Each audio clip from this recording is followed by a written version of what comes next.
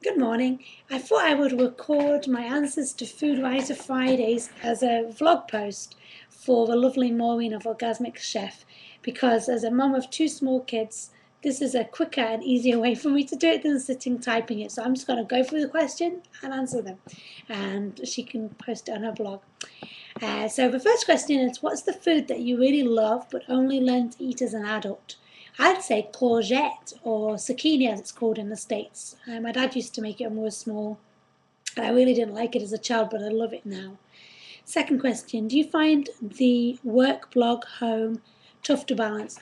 Well, definitely. In the last 6 months, we had our second child. He's now six months. It's definitely getting harder to blog as much and to tweet and keep on top of it. But somehow I manage, and mainly because if you're passionate about something, you manage to do it. And when you think of food heroes, who comes first? Ooh, food heroes. One guy I really like, and I just think he's just the nicest person, is Dan Lepard. He's the baker for The Guardian. He's an award-winning cookbook and baking book author. And I tweet with him a lot. And he's down to earth and he interacts with people and respects people despite being really big himself. What part of your blog do you enjoy most? The writing, the photography, or the cooking? Actually, this is a funny answer, but it's the networking I enjoy the most. It's the tweeting of people around the world and the Facebook page for Chow and Chat. It's really that social media component I like. I do love the cooking. I love the inspiration I get from reading blogs around the world and keeping my food for my family fun, healthy, and global. For photography, I try and take the best pictures possible, but with two small kids, I can't get this beautiful.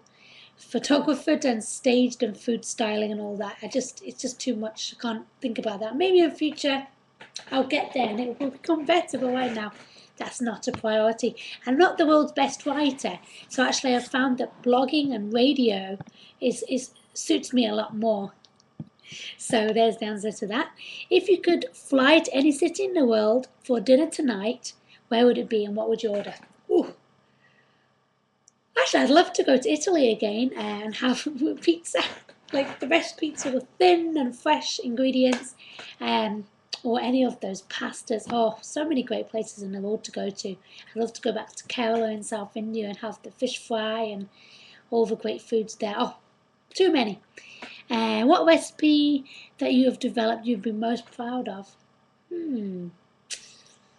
I, I really like risottos because it's like a blank canvas for all kinds of flavors. It's pretty easy to make. It's filling and it's a great one-pot meal. I'd say that probably. If you could have dinner with three food-related people, who would they be? Ooh, food-related people. Gordon Ramsay's awesome, and he'd be really entertaining to hang out with. So there's number one. I'd get that Dan Lepard to be here for the dessert. But basically, all my Twitter friends, including you, Maureen, I'd love to just have a huge, massive banquet with you all and just chat. What cuisine or culinary style do you wish to be known for? I wouldn't like to subscribe to just one because I think that's not what Chow and Chat is about. I do cook a lot of Indian food because my husband's Indian. I think I'm fairly good at that these days, but I want to be a global chef. I want to be able to learn a couple of dishes from all the countries. That's me. If your spices were taken away and you were allowed only three, what would you keep? Oh my goodness, that's hard.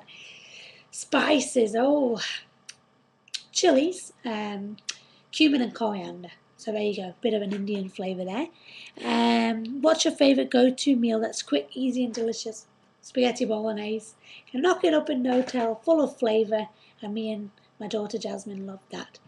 What advice would you give to a new person starting as a food writer? Well, I wouldn't call myself a food writer, although this interview is Food Writer Friday. I'd call myself a blogger. As I say, I don't think I'm a great writer. For example, I'm trying to pitch to do a social media column for a dietetic magazine, and maybe I'm too down on myself, but even she suggested you could get a ghostwriter. Oh my goodness. But anyway, be yourself, have fun with it, network, approach it as a hobby and a passion, and just enjoy it. That's what I would say. And just be yourself. Don't try and be polished and a super nice, gorgeous looking blog like a website.